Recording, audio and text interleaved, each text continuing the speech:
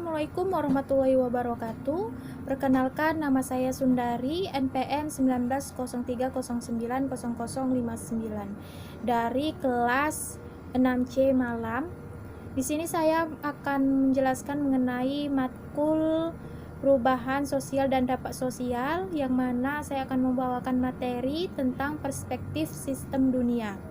Sekarang saya akan menjelaskan bagian A, yaitu konteks sejarah. Ketika Amerika Serikat menjadi negara adidaya setelah Perang Dunia II, para ilmuwan sosial Amerika sedang mempelajari masalah-masalah pembangunan dunia ketiga. Ini kemudian menjadi awal bagi munculnya mazhab modernisasi yang mendominasi pemikiran dan perumusan kebijakan pembangunan pada era tahun 1950-an. Namun, kegagalan program modernisasi di Amerika Latin pada tahun 1960-an menyebabkan munculnya aliran ketergantungan neo-Marxisme. Aliran ini sangat kritis terhadap aliran modernisasi, sering menyerangnya sebagai rasionalisasi imperialisme.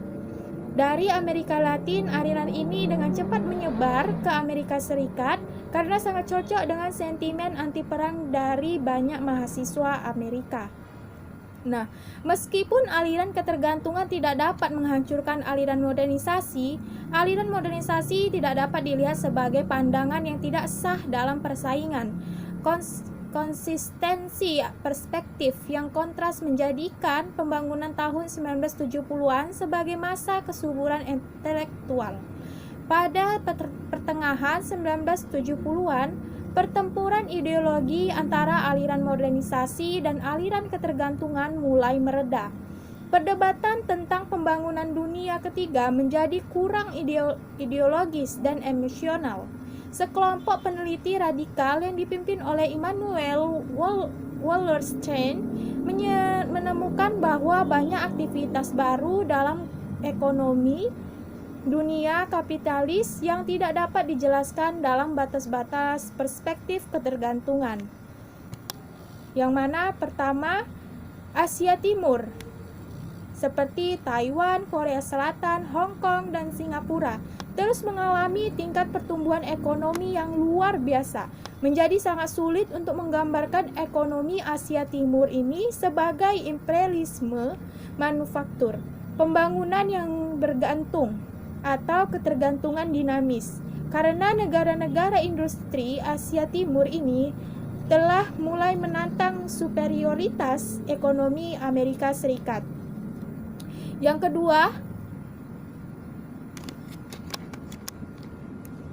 kedua, ada krisis di antara negara-negara sosialis. Perpecahan Sino-Soviet, revolusi kebudayaan, stagnasi ekonomi di negara-negara sosialis, dan pembukaan bertahap negara-negara sosialis untuk investasi kapitalis menandakan kebangkrutan Marxisme revolusioner. Banyak peneliti radikal memulai kembali apakah menghilangkan terkaitan dari ekonomi dunia kapitalis merupakan model yang tepat untuk diterapkan oleh negara-negara dunia ketiga. Nah, yang ketiga, ada sejumlah krisis yang tidak ringan, antara lain krisis kapitalisme Amerika Serikat, yang kedua perang Vietnam, yang ketiga krisis Watergate, yang keempat embargo minyak tahun 1975 dan kombinasi stagnasi dan inflasi pada akhir 1970-an, serta meningkatnya sentimen proteksionisme, defisit pemerintah yang belum pernah terjadi sebelumnya, dan menebarkannya pada perdagangan 1980-an.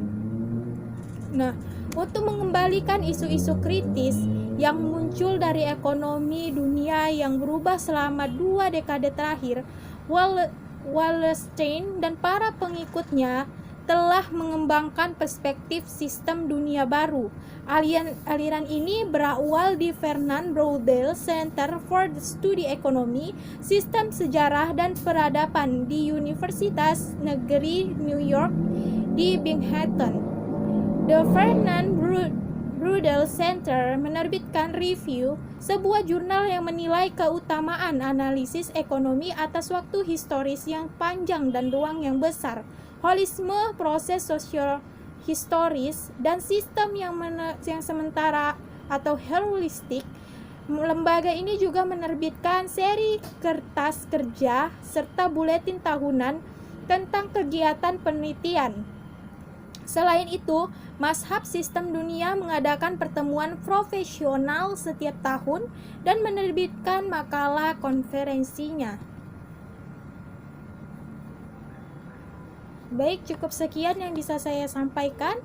Kurang dan lebihnya saya mohon maaf. Saya iri dengan billahi fisabilil haq fastabiqul khairat. Wassalamualaikum warahmatullahi wabarakatuh.